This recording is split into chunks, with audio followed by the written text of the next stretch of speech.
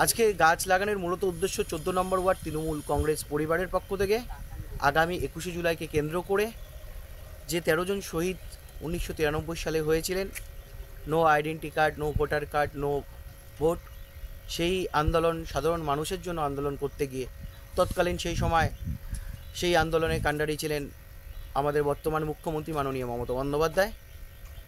তার যে আন্দোলন ছিল সেই আন্দোলনে 13 জন শহীদ হয়েছিল সেই আন্দোলন করতে গিয়ে। সেই শহীদদের স্মরণে আমরা আজকে 14 নম্বর ওয়ার্ডে 13টি গাছই লাগাচ্ছি। আর গাছ লাগান, প্রাণ বাঁচান, গাছ লাগান, প্রকৃতির ভারসাম্য রক্ষা করুন। এগুলোকে রক্ষা করার জন্য কি করছেন? গাছ তো অনেক লাগানোর পর দেখে দেখা যায়। হ্যাঁ, গাছ লাগানোর পর রক্ষা করার জন্য আমাদের এখানকার আশেপাশেরই আমাদের এই গলিরই সবাই আছে যারা প্রতিনিয়ত জল দিবে, প্রত্যেকদিন জল দিবে। আমিও লোক রেখে দেব, লোক রেখে আমরা জল টল দেওয়া, প্রতিদিন যেটা দরকার আছে গাছের জন্য সার দেওয়া, জল দেওয়া, সেগুলো ব্যবস্থা করব।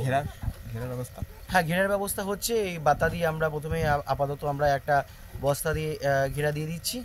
আগামী দিনে আমরা বানাতে দিয়েছি, আমরা লোহার আমরা জাল টাইপের, নেট টাইপের দিয়ে আমরা ওটা দিয়ে কংক্রিটভাবে ঘেরা দেবো।